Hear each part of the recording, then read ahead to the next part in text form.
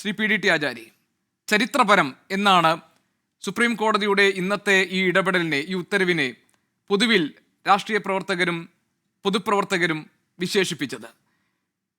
എന്താണ് ഈ വിധിയുടെ സാങ്കത്യം? ഇത് മുഖ്യമന്ത്രി പറഞ്ഞതുപോലെ എല്ലാ ഗവർണർമാർക്കുമുള്ള ഒരു മുന്നറിയിപ്പാണോ?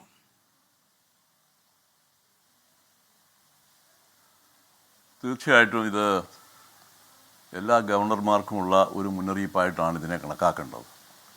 കാരണം പല കാര്യങ്ങൾ ഈ വിഷയത്തിൽ, അതായത് ഒരു അസംബ്ലി പാസ്സാക്കി ഗവർണർക്ക് ഒരു ബില്ല് അയക്കുമ്പോൾ അത് ഗവർണർ എന്ത് ചെയ്യണം എന്നുള്ളതിനെക്കുറിച്ച് വളരെ വ്യക്തമായ രീതിയിൽ അതിനുള്ള പ്രൊവിഷൻസ് നമ്മുടെ കോൺസ്റ്റിറ്റ്യൂഷനിലുണ്ട്. പക്ഷേ എന്നിരുന്നാൽ പോലും ചില സംസ്ഥാനങ്ങളിൽ നമ്മൾ കണ്ടിട്ടുള്ളത് ഗവർണർ അതിൻ്റെ മുകളിൽ കയറിയിരിക്കുക, ദീർഘകാലം അവിടെ ഇരിക്കുക, ഒരു തീരുമാനങ്ങളും എടുക്കാതിരിക്കുക, പിന്നെ ഒരു ഘട്ടത്തിൽ പ്രസിഡന്റിന് അയച്ചു കൊടുക്കുക, ഇങ്ങനെയൊക്കെയുള്ള കാര്യങ്ങൾ ആണ് ചെയ്തുകൊണ്ടിരുന്നത്. അപ്പോൾ അത് ഒരു അസംബ്ലിയെ സംബന്ധിച്ചിടത്തോളം ജനങ്ങളുടെ റെപ്രസെൻറ്റേറ്റീവ്സാണ് അവിടെ ഇരിക്കുന്നത്. ജനങ്ങളുടെ പ്രശ്നങ്ങൾ കൈകാര്യം ചെയ്യേണ്ട ബാധ്യത അവർക്കുണ്ട്. അപ്പോൾ ജനങ്ങളുടെ സമൂഹത്തിൻ്റെ ആവശ്യത്തിന് വേണ്ടി നിയമനിർമ്മാണം നടത്തുമ്പോൾ ആ നിയമം പാസ്സാക്കിയിട്ട് ഗവർണറുടെ ചെല്ലുമ്പോൾ ഗവർണർ മറ്റൊരു നിലപാട് സ്വീകരിക്കുക, ഒരു ഡയലേറ്ററി ടാക്ടിക് എടുക്കുക, അതുപോലെ തന്നെ അതിൻ്റെ മുകളിൽ കയറിയിരിക്കുക എന്നൊക്കെയുള്ള ഈ ഒരു അനുഭവം നമുക്ക് കുറേ കാലങ്ങളായിട്ട് ചില സംസ്ഥാനങ്ങളിൽ ഉണ്ടാവുന്നുണ്ട്. അപ്പോൾ അതിൽ പല കാര്യങ്ങളിലും വളരെ വ്യക്തത വരുത്തിക്കൊണ്ടുള്ള ഒരു ജഡ്ജ്മെൻ്റാണ് സുപ്രീം കോടതി ഇപ്പോൾ തന്നിരിക്കുന്നത്. അതിൽ 2-3 കാര്യങ്ങൾ പ്രത്യേകമായിട്ട് പറയേണ്ട ആവശ്യമുണ്ട്.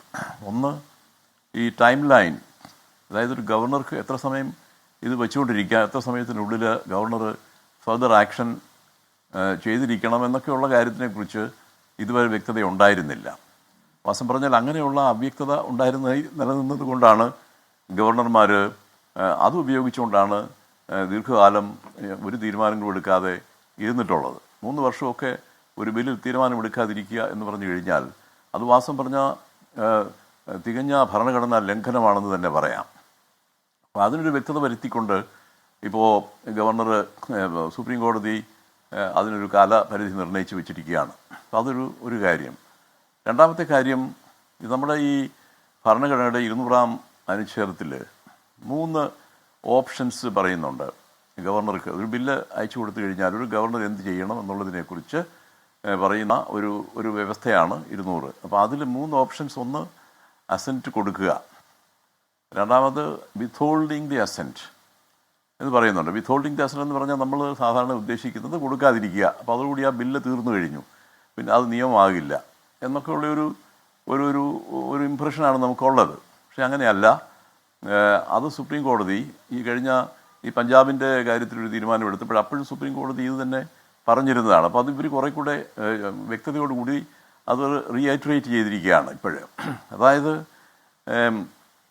വിത്ത്ഹോൾഡ് ചെയ്യുക എന്ന് പറഞ്ഞാൽ അത് വിത്ത്ഹോൾഡ് ചെയ്തിട്ട് അത് റീകൺസിഡറേഷന് വേണ്ടി അസംബ്ലിക്ക് അയച്ചു കൊടുക്കുക എന്നുള്ളതാണ്. അപ്പോൾ അസംബ്ലിക്ക് അയച്ചു കൊടുത്തു കഴിഞ്ഞാൽ അസംബ്ലി അത് ഒന്നുകിൽ ഗവർണർ പറഞ്ഞ കാര്യങ്ങൾ കൺസിഡർ ചെയ്തിട്ട് അതിനനുസരിച്ചുള്ള ഭേദഗതികൾ വരുത്തി ബില്ല് പാസ്സാക്കി അയക്കുകയോ, അല്ലെങ്കിൽ നേരത്തെ പാസ്സാക്കി അതേ രീതിയിൽ തന്നെ വീണ്ടും പാസ്സാക്കിയിട്ട് ഗവർണർക്ക് അയക്കുകയോ ചെയ്താൽ ഗവർണർക്ക് പിന്നെ മറ്റൊരു ഓപ്ഷനുമില്ല, ഗവർണർക്ക് അസെൻറ്റ് കൊടുക്കേണ്ടതായിട്ടുണ്ട്. അത് ഭരണഘടനയിൽ വ്യക്തമായി പറഞ്ഞിരിക്കുന്ന ഒരു കാര്യമാണ്. അത് പക്ഷേ ഗവർണർമാർ അത് ചെയ്യാറില്ലായിരുന്നു. പക്ഷേ ഇവിടെ വ്യക്തത വരുത്തിയിരിക്കുന്ന ഒരു പോയിന്റ് എന്ന് പറയുന്നത് ഈ വിത്ത്ഹോൾഡിങ് ദി അസെൻറ്റ് എന്ന് പറഞ്ഞാൽ withhold and send to the assembly for reconsideration എന്നുള്ളതാണ്. അല്ലാതെ വിത്ത്ഹോൾഡ്, അതായത് പെർമനൻ്റായി വിത്ത്ഹോൾഡ് ചെയ്യുന്ന ഒരു പരിപാടി അല്ല, അങ്ങനെയല്ല പറഞ്ഞിരിക്കുന്നത്. ഇപ്പോൾ അത് കോടതി അത് വ്യക്തമാക്കിയിട്ടുണ്ട്. അത് ഒരു പ്രധാനപ്പെട്ട ഒരു കാര്യമായിട്ടാണ് എനിക്ക് മനസ്സിലാക്കാൻ കഴിഞ്ഞത്. പിന്നെ ഈ കാര്യത്തിൽ ഒരു അവ്യക്തത ഇപ്പോഴും നിലനിൽക്കുന്ന അല്ല സാർ പറഞ്ഞോളൂ, സാർ കംപ്ലീറ്റ് ചെയ്തിട്ട് ഞാൻ ചോദിക്കാം. ഇതിൽ ഇപ്പോഴും ഒരു അവ്യക്തത നിലനിൽക്കുന്ന ഒരു ഏരിയ ഉണ്ട്. അപ്പം അതായത് ഏത് തരത്തിലുള്ള ബില്ലുകളാണ് ഒരു ഗവർണർ പ്രസിഡൻറ്റിൻ്റെ കൺസിഡറേഷന് വേണ്ടി സബ്മിറ്റ് ചെയ്യുന്നത് എന്നുള്ളത്. അതിനെക്കുറിച്ച് നമ്മൾ ഈ 200 അനുച്ഛേദത്തിൽ ഒരു ഭാഗത്ത് പറയുന്നത് ഹൈക്കോടതിയുടെ അധികാരങ്ങളെ ഏതെങ്കിലും രീതിയിൽ സ്പർശിക്കുന്ന ഏതെങ്കിലും പ്രൊവിഷൻ ആ ബില്ലിലുണ്ടെങ്കിൽ അത് തീർച്ചയായിട്ടും പ്രസിഡന്റിൻ്റെ പരിഗണനയ്ക്ക് വിടണം എന്ന് പറയുന്നുണ്ട്. അപ്പോൾ അതിൽ വ്യക്തതയുണ്ട്, അതിനെക്കുറിച്ച് സംശയങ്ങളൊന്നുമില്ല. പക്ഷെ മറ്റുള്ള ബില്ലുകൾ ഏതൊക്കെയാണ് പ്രസിഡന്റിന് അയക്കേണ്ടത്, ഏതൊക്കെ അയക്കേണ്ട എന്നൊക്കെയുള്ള കാര്യത്തിനെക്കുറിച്ച് ഇപ്പോഴും ഒരു അവ്യക്തതയുണ്ട്. അപ്പോൾ അത് ചില ഗവർണർമാരെങ്കിലും അത് മുതലെടുത്ത് പല ബില്ലുകളും പ്രസിഡന്റിന് തന്നെ അയച്ചു കൊടുക്കുന്നുണ്ട്. അത് വാസ്തവം പറഞ്ഞാൽ ആവശ്യമില്ലാത്ത പല ബില്ലുകളും അയച്ചു കൊടുക്കുന്നുണ്ട്. ചില ബില്ലുകൾ തീർച്ചയായിട്ടും ആവശ്യമുള്ള, ഇപ്പം റിപ്പഗ്നൻസി എന്ന് പറയുന്ന ഒരു ഇഷ്യൂ ഉണ്ട്. റിപ്പഗ്നൻസി അതായത് സംസ്ഥാനത്തിൻ്റെ നിയമവും കേന്ദ്ര നിയമവും തമ്മിൽ എന്തെങ്കിലും വൈരുദ്ധ്യമുണ്ടെങ്കിൽ അത് അങ്ങനെയുള്ള എന്ന് ഗവർണർക്ക് തോന്നുകയാണെങ്കിൽ അത് തീർച്ചയായിട്ടും പ്രസിഡന്റിൻ്റെ പരിഗണനയ്ക്ക് വിടാം. പക്ഷേ മറ്റുള്ള ബില്ലുകളെ കുറിച്ചൊന്നും ഒരു വ്യക്തതയില്ല. അപ്പോൾ അത് പല പ്രശ്നങ്ങൾക്കും ഇടയാക്കുന്നുണ്ട്, അത് ഭാവിയിലും ഇടയാക്കിക്കൊണ്ടിരിക്കും. അതിനെക്കുറിച്ച് ഒരുപക്ഷെ ഈ ഒരു കേസിൽ ആ ഒരു ഇഷ്യൂ റേസ് ചെയ്ത് കാണുകയില്ല എന്നാണ് എനിക്ക് തോന്നുന്നത്. അല്ലെങ്കിൽ സുപ്രീം കോടതി ഓഫ് കോഴ്സ് അവരുടെ പൂർണ്ണമായ ജഡ്ജ്മെൻറ്റ് നമുക്ക് കിട്ടിയിട്ടില്ല, അത് അപ്ലോഡ് ചെയ്തിട്ടില്ലായിരുന്നു. കിട്ടിയ വിവരങ്ങൾ, ഈ ചാനലുകളിൽ വന്ന വിവരങ്ങൾ അനുസരിച്ചാണ് ഇപ്പോൾ ഞാൻ സംസാരിക്കുന്നത്. അപ്പോൾ എനിക്ക് അതിനെക്കുറിച്ചൊരു വ്യക്തത കിട്ടിയിട്ടില്ല. എനിക്ക് തോന്നുന്നത് ആ ഒരു ഇഷ്യൂ റേസ് ചെയ്തിരുന്നില്ലായിരിക്കും, അതുകൊണ്ടായിരിക്കും അത് അഡ്രസ്സ് ചെയ്യാതിരുന്നതെന്നാണ് എനിക്ക് തോന്നുന്നത്. അപ്പോൾ അവിടെ ഒരു അവ്യക്തത ഇന്നും നിലനിൽക്കുന്നുണ്ട് എന്ന് മാത്രമാണ് എനിക്ക് അതിനെക്കുറിച്ച് പറയാനുള്ളത്. ശരി, ശ്രീ പി ഡി ടി ആചാരി, കേരളത്തിലടക്കം BJP ഇതര സർക്കാരുകൾ ഭരിക്കുന്ന സംസ്ഥാനങ്ങളിലാണ് ഗവർണറും സർക്കാരും തമ്മിലുള്ള പോര്, അതായത് ബില്ലുകൾ പാസ്സാക്കുന്നതുമായി ബന്ധപ്പെട്ട തർക്കങ്ങൾ നിലനിൽക്കുന്നത്. കേരളത്തിൽ അത് വളരെ രൂക്ഷമായിരുന്നു മുൻ ഗവർണർ നിന്ന സമയത്തെന്ന് താങ്കൾക്കറിയാം. ഇപ്പോൾ ആർട്ടിക്കിൾ 200 തന്നെ എടുക്കുകയാണെങ്കിൽ അതിൽ ഗവർണറുടെ വിവേചനാധികാരമാണ് തിരഞ്ഞെടുക്കപ്പെട്ട നിയമസഭകൾക്കും അല്ലെങ്കിൽ സർക്കാരിനുമൊക്കെ മുകളിൽ നിൽക്കുന്നത് എന്ന ഒരു ധാരണയിലായിരുന്നു ഈ ബില്ലുകൾ അനന്തകാലം പിടിച്ചുവെക്കാം എന്ന ഒരു തീരുമാനത്തിലേക്ക്, ഒരു സമീപനത്തിലേക്ക് ഗവർണർമാരെ നയിച്ചിരുന്നത്. അപ്പോൾ ഗവർണറുടെ വിവേചനാധികാരം എന്നത് ഫലത്തിൽ, പ്രയോഗത്തിൽ അതിനെ നിയന്ത്രിക്കുകയാണോ, അതിനെ ലിമിറ്റ് ചെയ്യുകയാണോ സുപ്രീം കോടതി ഇന്ന് ചെയ്തിരിക്കുന്നത്? തീർച്ചയായിട്ടും അതിനെ ലിമിറ്റ് ചെയ്യുകയാണ്.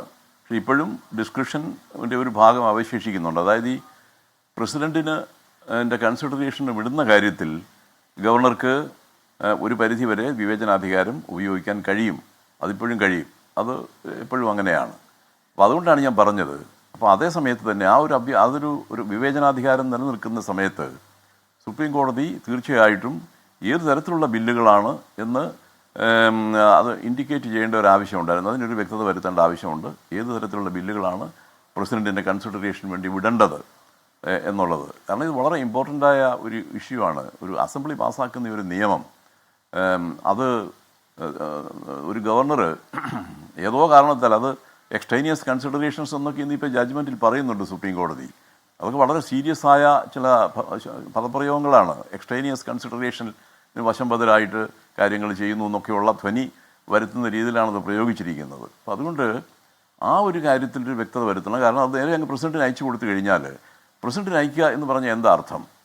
ഇപ്പോൾ നമ്മളിവിടെ അസംബ്ലിയിൽ ഒരു ബില്ല് പാസ്സാക്കിയാൽ അതിനെക്കുറിച്ച് അന്തിമമായ തീരുമാനം എടുക്കുന്നത് കേന്ദ്രത്തിലുള്ള ഹോം മിനിസ്ട്രിയാണ്. അവരുടെ ഒരു അഭിപ്രായം എഴുതിയാണ് പ്രസിഡന്റിന് അയച്ചു കൊടുക്കുന്നത്. പ്രസിഡന്റിൻ്റെ പേരിൽ അത് അഭിപ്രായം വരുന്നു എന്നുള്ളതേ ഉള്ളൂ. യഥാർത്ഥത്തിൽ അത് എക്സാമിൻ ചെയ്യുന്നത് ഹോം മിനിസ്ട്രിയിലാണ്. അവരാണതിന് ഒരു തീരുമാനം എടുത്ത് പ്രസിഡന്റിനെ അറിയിപ്പിക്കുന്നു. അപ്പോൾ ഇങ്ങനെയൊക്കെയാണ് അതിൻ്റെ പ്രോസസ്സ്. അപ്പോൾ അതുകൊണ്ട് തന്നെ ഒരു സംസ്ഥാനത്തിൻ്റെ അസംബ്ലി, ജനപ്രതിനിധികൾ അടങ്ങുന്ന അസംബ്ലി പാസ്സാക്കുന്ന ഒരു നിയമം, ആ നിയമത്തിന് അന്തിമമായി തീരുമാനമെടുക്കുന്നത് കേന്ദ്രത്തിലുള്ള ഒരു മിനിസ്ട്രി ആണെന്ന് പറഞ്ഞു കഴിഞ്ഞാൽ, അപ്പോൾ നമ്മുടെ ആ ഡിവിഷൻ ഓഫ് ലെജിസ്ലേറ്റീവ് പവേഴ്സിൻ്റെയൊക്കെ അതിൻ്റെയൊക്കെ പ്രശ്നങ്ങൾ അതിനകത്ത് വരുന്നുണ്ട്.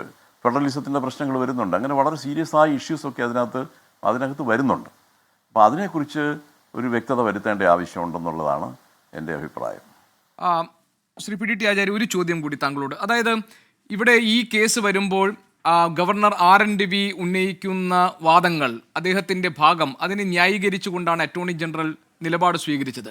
അപ്പോൾ സുപ്രീം കോടതി താങ്കൾ പറഞ്ഞതുപോലെ ഈ കാര്യങ്ങൾക്കൊക്കെ ഒരു ക്ലാരിറ്റി ഉണ്ടാക്കിയിരിക്കുന്നു, സമയക്രമം നിശ്ചയിച്ചിരിക്കുന്നു, ഇത്ര മാസത്തിനുള്ളിൽ ബില്ല് ഒപ്പിടുകയോ അല്ലെങ്കിൽ തുടർ നടപടികളിലേക്ക് അതിൻ്റെ കാര്യത്തിൽ കടക്കുകയോ വേണം എന്ന് തീരുമാനിച്ചിരിക്കുന്നു. അവിടെയായിരുന്നു ഏറ്റവും വലിയൊരു അവ്യക്തത ഉണ്ടായിരുന്നു. അതിൻ്റെ അതിനെ ഉദ്ധരിച്ചുകൊണ്ടായിരുന്നു ഈ ഞങ്ങൾ എത്ര കാലം വേണമെങ്കിലും പിടിച്ചു വെക്കാമെന്നൊരു തീരുമാനമൊക്കെ ഗവർണർ അന്ന് എടുത്തിരുന്നത്. ഇത് കേന്ദ്ര സർക്കാരിന് ഏറ്റവും ഒരു തിരിച്ചടിയായി കാണുന്നുണ്ടോ?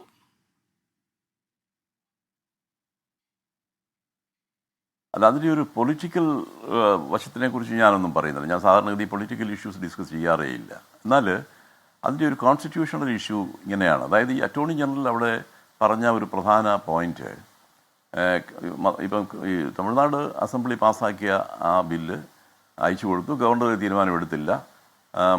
കുറേ കാലത്തിന് ശേഷം അസംബ്ലി വീണ്ടും അത് പാസ്സാക്കി അയച്ചു. അപ്പോൾ ഇതിൽ അറ്റോർണി ജനറൽ പോയിന്റ് ഔട്ട് ചെയ്ത ഒരു പ്രശ്നം എന്ന് പറഞ്ഞാൽ, സാധാരണ ഇപ്പോൾ നമ്മുടെ കോൺസ്റ്റിറ്റ്യൂഷൻ 200-ാം വകുപ്പ് അനുസരിച്ച് ഗവർണറാണ് ഈ അസംബ്ലിയെ റീകൺസിഡർ ചെയ്യാൻ ആവശ്യപ്പെടുന്നത്. അപ്പോൾ ഗവർണറുടെ ആവശ്യത്തിൻ്റെ മുകളിലാണ് അസംബ്ലി റീകൺസിഡർ ചെയ്യുന്നത്. പക്ഷേ മദ്രാസിൻ്റെ ഈ തമിഴ്നാടിൻ്റെ കാര്യത്തിൽ അങ്ങനെയല്ലായിരുന്നു സംഭവിച്ചത്. ആ ഒരു പ്രൊസീജിയറല്ല അവർ അവലംബിച്ചത്. കാരണം ഗവർണർ അങ്ങോട്ട് അയച്ചിട്ടേ ഇല്ല റീകൺസിഡറേഷന് വേണ്ടി എന്നാണ് ഇതിനകത്തുനിന്ന് മനസ്സിലാവുന്നത്. അതാണ് അറ്റോർണി ജനറൽ പോയിന്റ് ഔട്ട് ചെയ്തത്. പക്ഷേ സുപ്രീം കോടതി ആ ഒരു വാദം അംഗീകരിക്കാതെയാണ് ഈ രീതിയിൽ ഒരു തീരുമാനം എടുത്തിരിക്കുന്നത്.